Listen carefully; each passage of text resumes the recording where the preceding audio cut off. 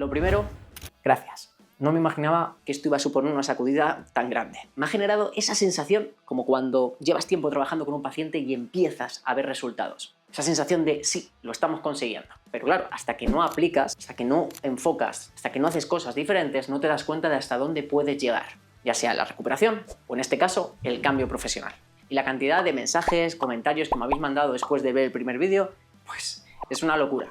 Me he sentido como cuando me llegó mi primera oleada de pacientes recomendados. Esa sensación de, vale, ok, lo estamos haciendo bien. Así que de verdad, muchísimas gracias. Esto me deja un sabor de boca brutal, casi tan bueno como las patatas fritas, que a día de hoy sigue siendo mi comida favorita. Y me hace pensar, si esta ha sido la reacción a la primera clase, no quiero ni imaginar lo que va a pasar en la segunda, que vamos mucho más a fondo.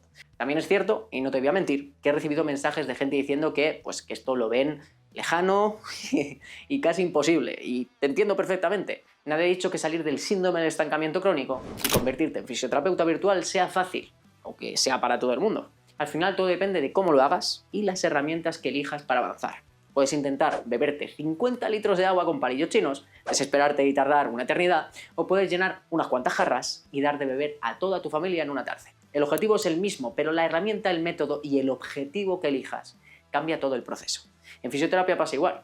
Puedes seguir haciéndolo de siempre, a base de pico y bala, más técnicas, más cursos de fin de semana, más horas, o aprender a usar el razonamiento, la comunicación y el modelo online que te lleva más rápido a donde quieres estar y con menos desgaste. Y algo que quiero que tengas muy claro.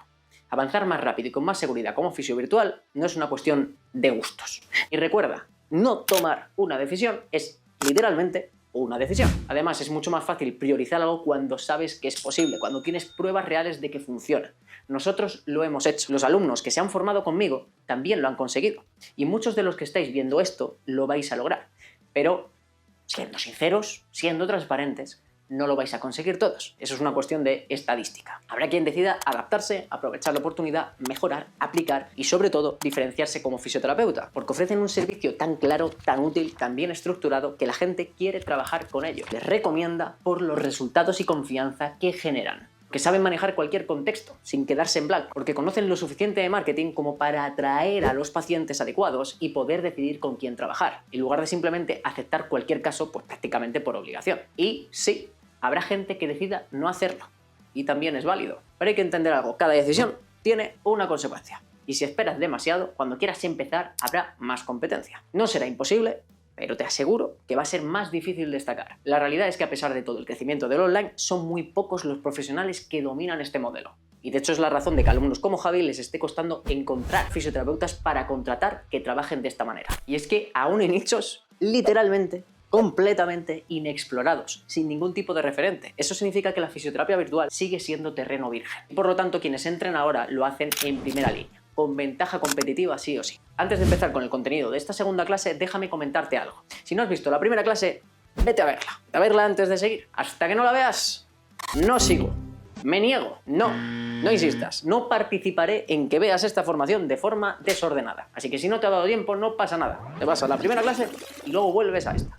Esto no es como saltarte los primeros capítulos de una sitcom. Aquí cada clase tiene un contexto, unas ideas clave que se construyen paso a paso. Si empiezas por la mitad, pues no vas a entender toda la historia. Así que, lo dicho, primero a la clase 1 y ahora sí, vamos con todo lo que tengo preparado para hoy, que viene bastante cargado. Antes de seguir profundizando, quiero que pienses en esto. Cada fisio está en una fase distinta del cambio.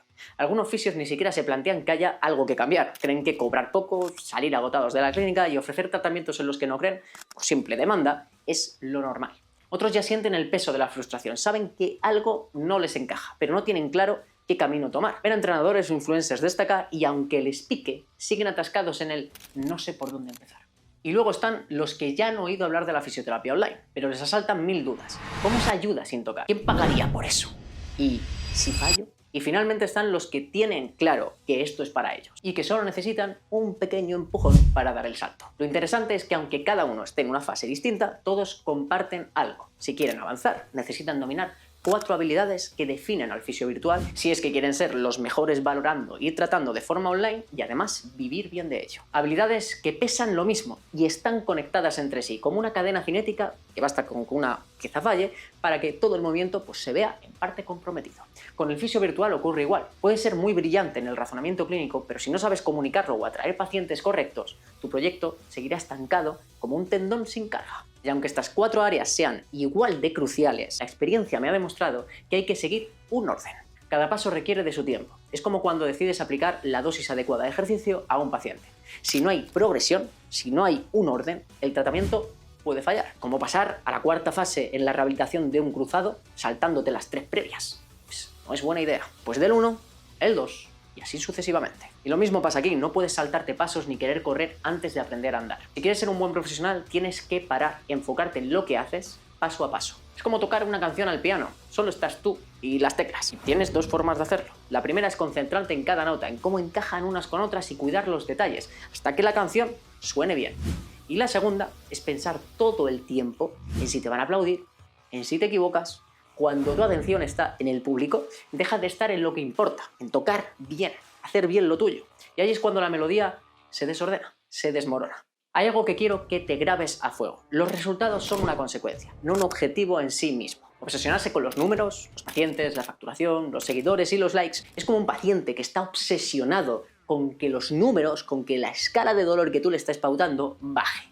No funciona así. Se frustra y olvida el verdadero progreso. Lo mismo pasa con tu carrera como fisio. Si te centras únicamente en tener más pacientes o en ganar más dinero, es probable que te pierdas en el ruido y te bloquees. O peor aún, y lo he visto mucho, exteriorices tan fuertemente esa necesidad que generes desconfianza y rechazo. Pero si trabajas en mejorar tus habilidades clave, la valoración, razonamiento clínico, programación de ejercicio terapéutico, educación, habilidades de comunicación y marketing, todo lo demás llegará. Ya no tendrás que aparentar ser, no necesitarás un humo que vender, solo necesitarás enseñar el buen profesional en el que te has convertido. Los pocos fisios virtuales que hoy están despuntando entendieron esto. Dejaron de pensar de forma obsesiva en el resultado y en las apariencias y construyeron su casa con unos cimientos sólidos. Tú vas a hacer lo mismo. Si el vídeo 1 fue el diagnóstico, este es el siguiente paso, el tratamiento.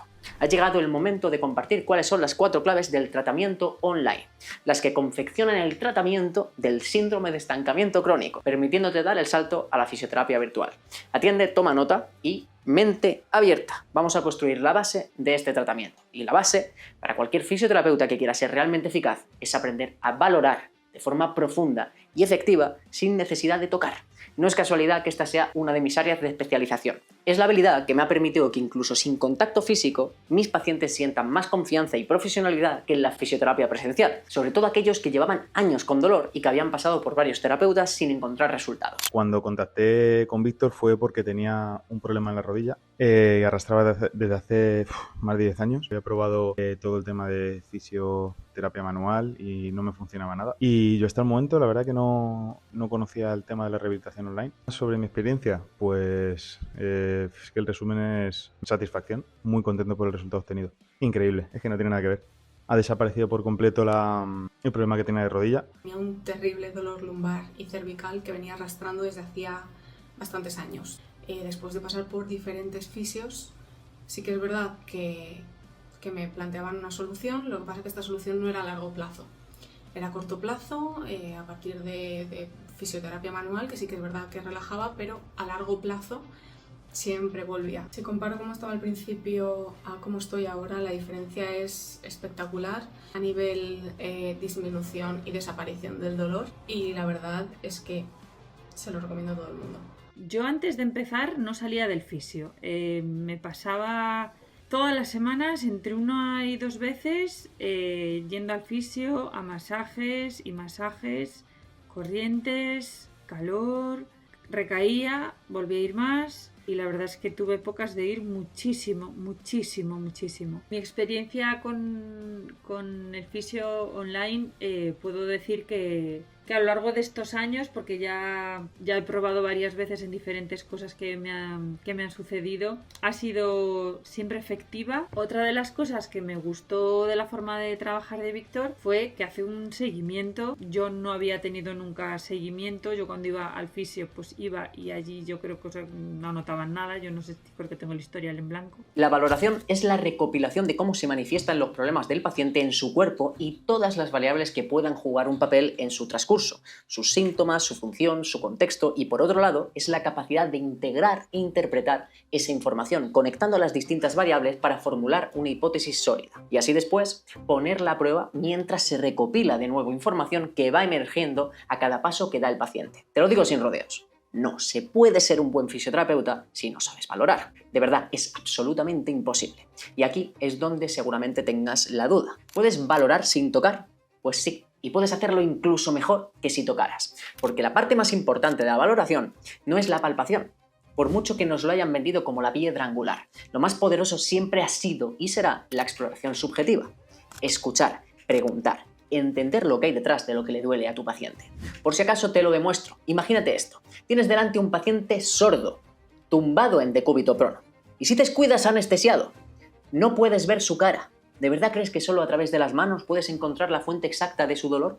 Hay fisios que juran que sí, que con un par de dedos sienten cambios en la fascia, adherencias, puntos gatillo, hasta modificaciones en la dinámica de articulaciones inmóviles o incluso de órganos internos. Cuando algunos de mis profesores o tutores de prácticas me decían esto y me preguntaban si yo notaba algo, yo flipaba honestamente.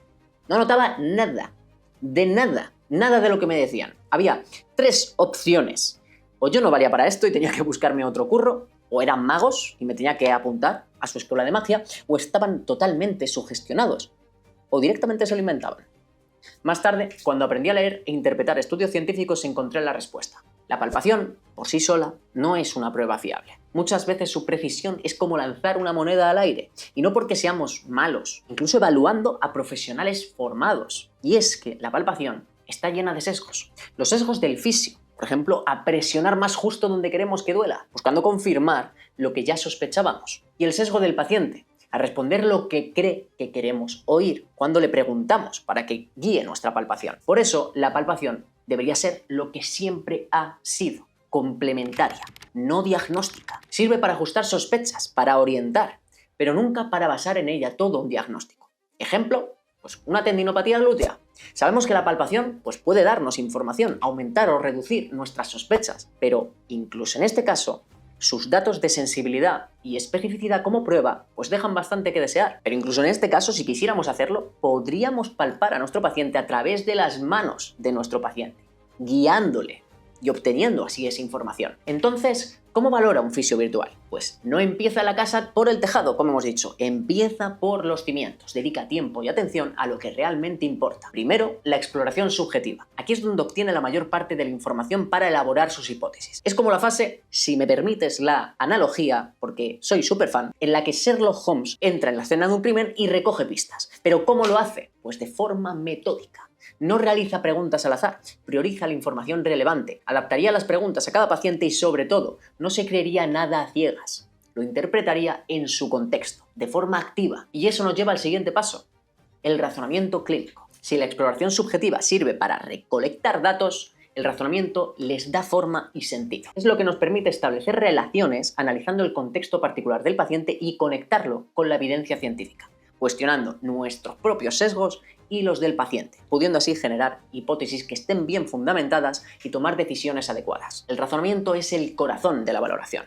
Y vuelvo otra vez a Sherlock Holmes, ahora de la mano de la psicóloga María Konnikova, en el libro Cómo pensar como Sherlock Holmes, donde explica algo muy potente, la diferencia entre ver y observar.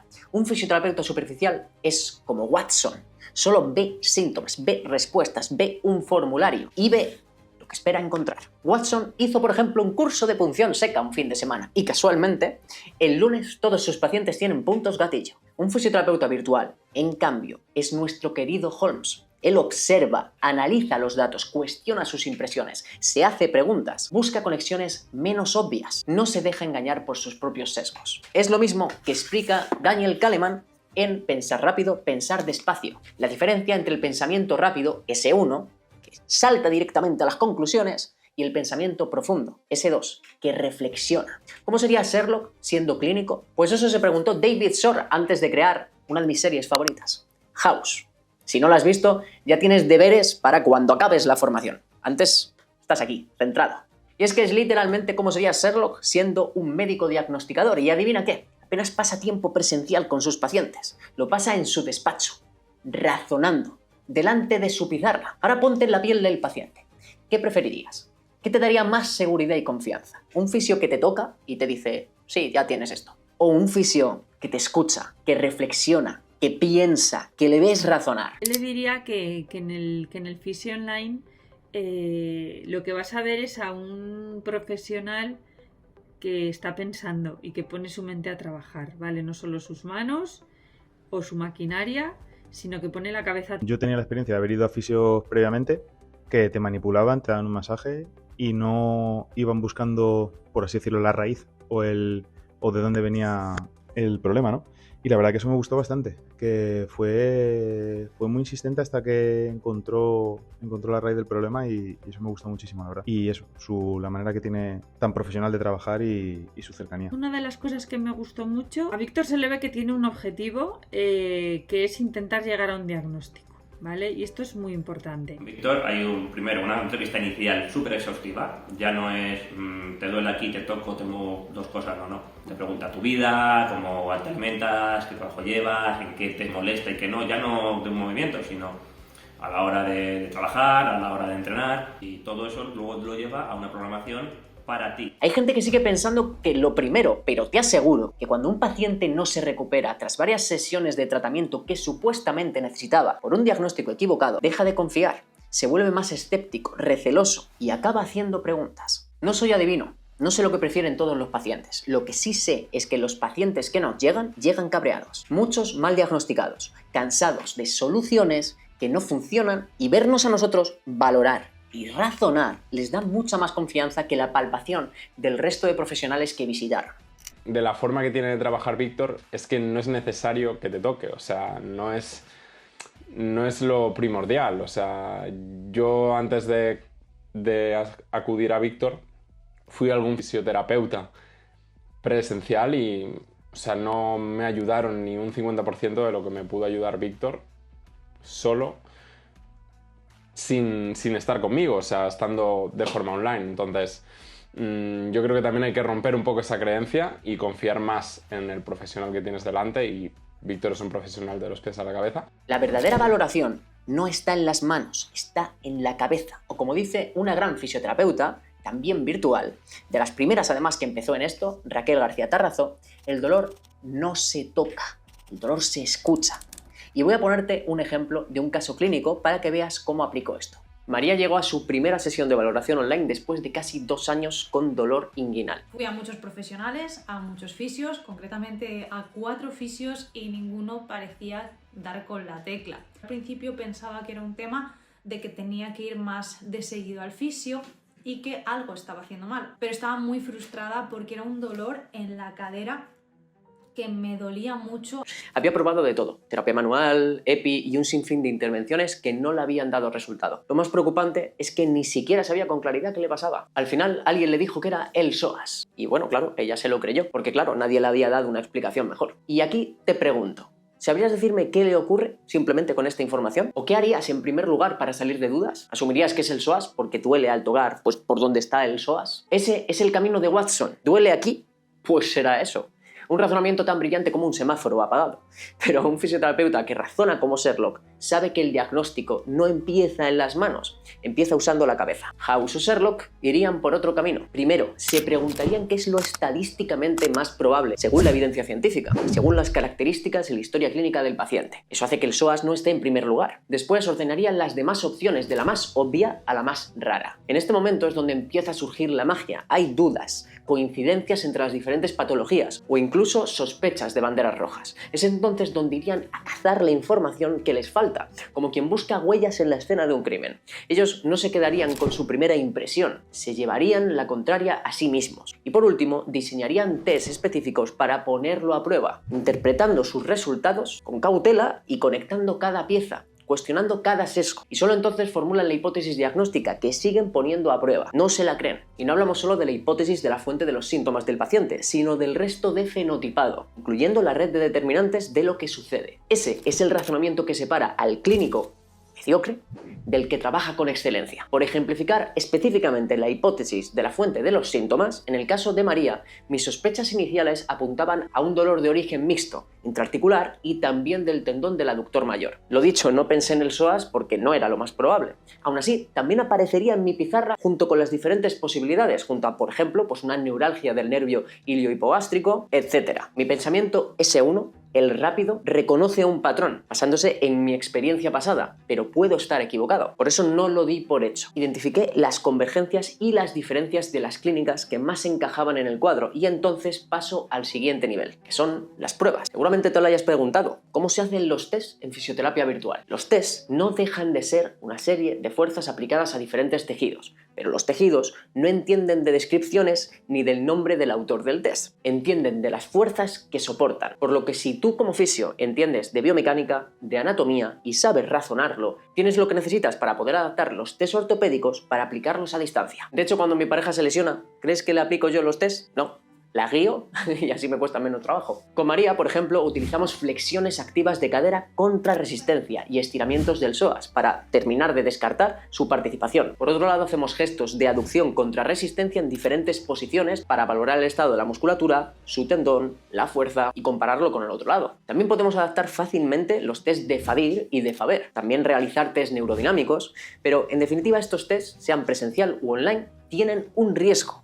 Uno que muchos médicos y fisios desconocen, y es que la fiabilidad de un test debe ser cuidadosamente interpretada. No todos son iguales, hay test que fallan, más que una escopeta de feria, y hay otros que sí, resultan útiles. También tenemos otros que por separado apenas nos sirven, pero que si los juntamos forman un clúster que tiene una mayor fiabilidad. El error está en interpretar mal el resultado de estos tests, que es mucho peor que ni siquiera haberlo realizado. Pero ¿cómo se interpretan? Pues bueno, hay diferentes formas, hay diferentes puntuaciones, pero de nuevo lo más importante es aplicar el resultado general que nos da la ciencia y razonarlo aplicándolo al caso específico que tenemos delante. Un mismo test puede dar una puntuación muy diferente en ancianos que en culturistas. Por lo tanto, debemos entender la puntuación del test, conocer sus limitaciones, contextualizar el resultado con el paciente concreto y complementarlo con el resto de test. Siguiendo este proceso es como podemos valorar a nuestros pacientes de forma rigurosa y profesional sin necesidad de tocar. No hace falta ser superdotado como House o Sherlock, se puede aprender a razonar. Tampoco necesitas haber memorizado todas las clínicas y todos los tests, todas las patologías para ser un fisio virtual.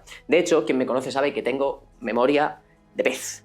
Y de pez cortito. Pero evidentemente hay que saber cómo aprender esa habilidad. Y no voy a negarte que dedicarse a valorar solo a base de palpación, sin razonar, sin ser riguroso, pues es más fácil. Pero creo que la confianza del paciente hace que valga la pena el esfuerzo. Creo que conseguir evitar ser uno más en la lista de intentos fallidos del paciente, saber lo que le ocurre, vale el esfuerzo. Y créeme que cuando se trabaja con excelencia, cuando trabajas así, hace que cada sesión sea también más disfrutable y que te genere una mayor satisfacción. La satisfacción y el orgullo también de estar haciéndolo lo mejor posible y también tener la tranquilidad de ser de las mejores opciones para la persona que ha confiado en ti. Porque cuando alguien lleva meses, incluso años, saltando de consulta en consulta sin respuestas, lo que necesita no es otra sesión de masaje. Necesita a alguien que escuche, que piense, que le devuelva claridad y confianza. Víctor ha sido la única persona, el único fisio que no ha puesto un dedo en ninguna parte de mi cuerpo y ha sido el que ha conseguido devolverme la libertad de poder volver a caminar. Eso es lo que pasa cuando dejas de trabajar a ciegas y empiezas a razonar de forma metódica.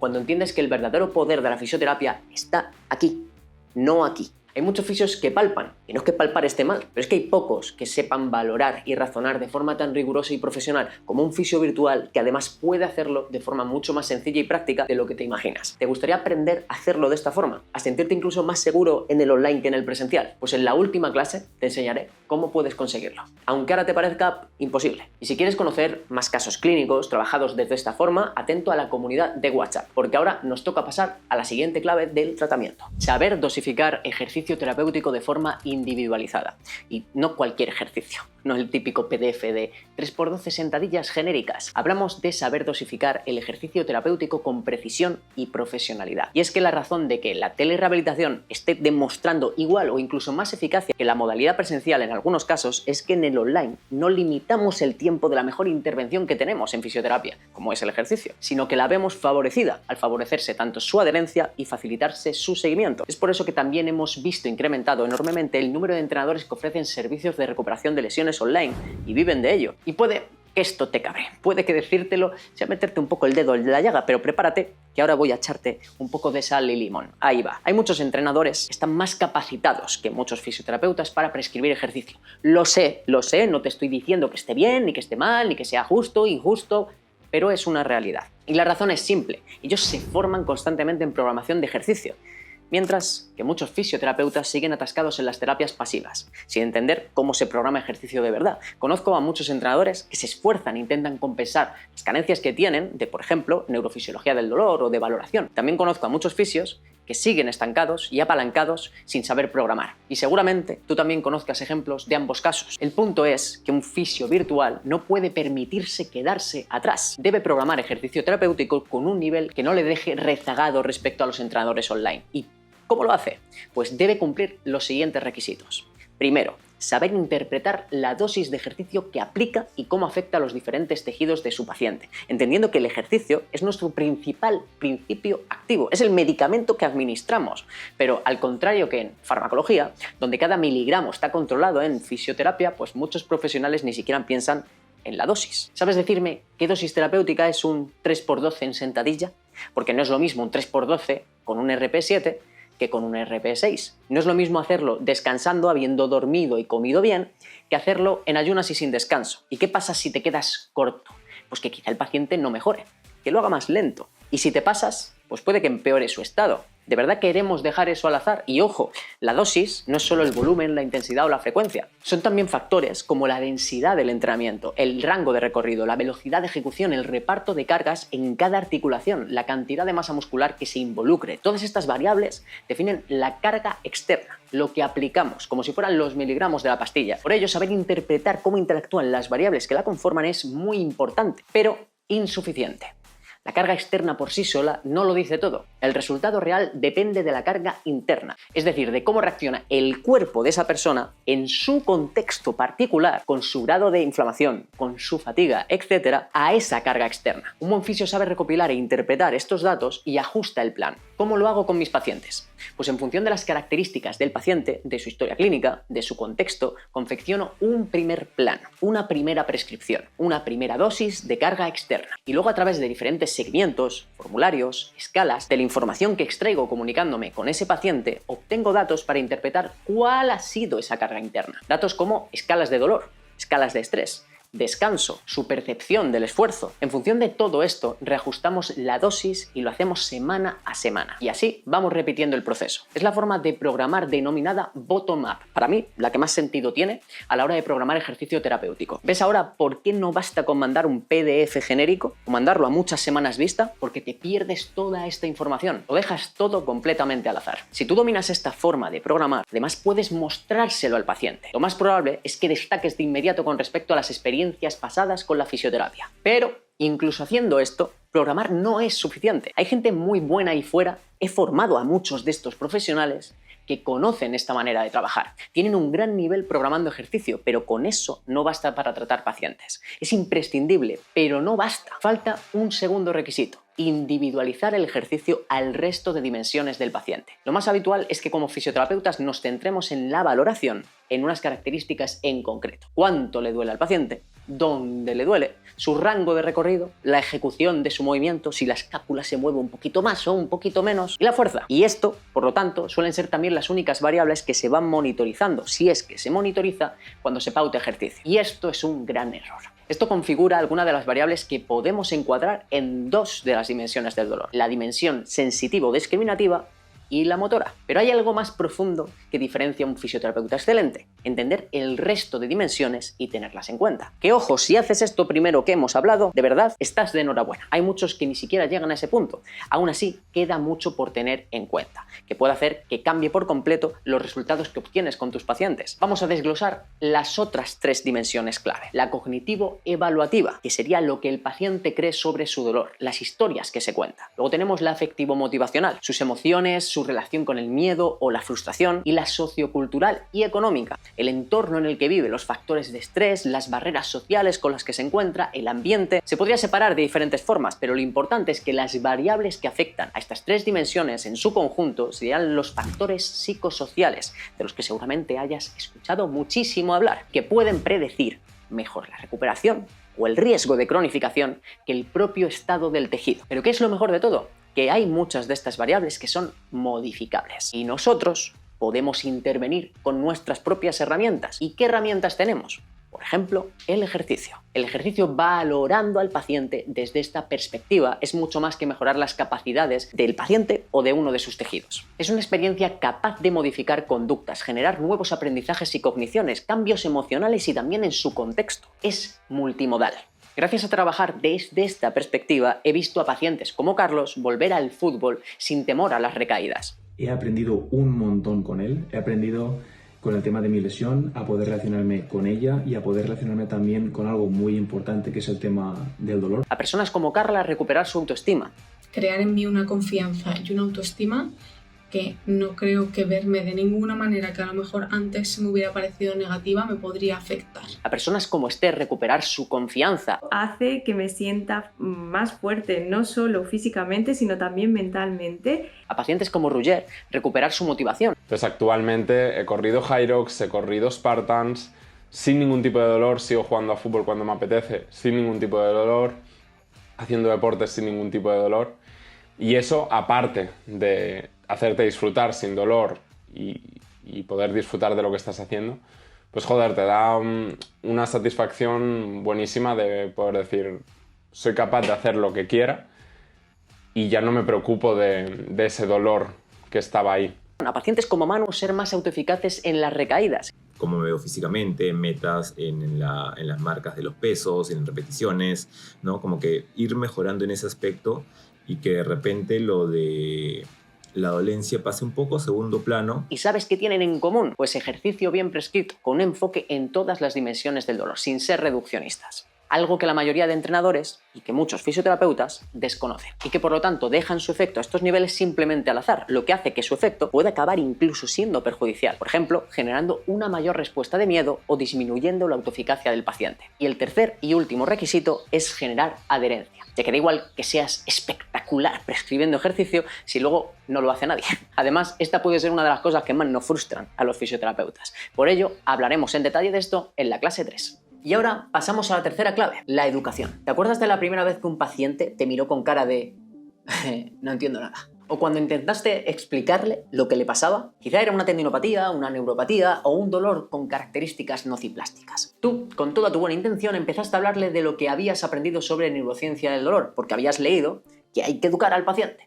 Pero su cara decía otra cosa. No estaba entendiendo ni papa. O peor, decía, vale, pero entonces ¿por qué me sigue doliendo? Y tranquilo, no es cosa tuya, es que la educación en fisioterapia se ha malinterpretado bastante. La educación no puede seguir reduciéndose a hacer entender al paciente que el dolor no implica daño, como si fuera un mantra, como si estuviéramos leyendo Explain Pain. Eso es lo que hace la PNE, la famosa educación en neurociencia del dolor. Y ojo, la PNE ha sido un gran avance, pero está incompleta. La información está bien, pero por sí sola se queda corta. De hecho, ya tenemos estudios que lo demuestran y si lo piensas, ni siquiera hace falta la ciencia para deducirlo. La PNE, sí, aumenta el conocimiento, pero no siempre cambia la conducta, que es lo que queremos. No mejora el dolor por sí solo o la discapacidad, desde luego no en todos los casos. Puede incluso generar rechazo si se percibe como invalidante, como distante del sufrimiento real del paciente, perjudicando la adherencia al tratamiento y la alianza terapéutica. Es la típica escena que seguro que has escuchado alguna vez de ¿por qué no te mueves más si ya te he dicho que no hay daño? Pues porque sigo teniendo miedo, porque me sigue doliendo. Ese es el problema, confundir educar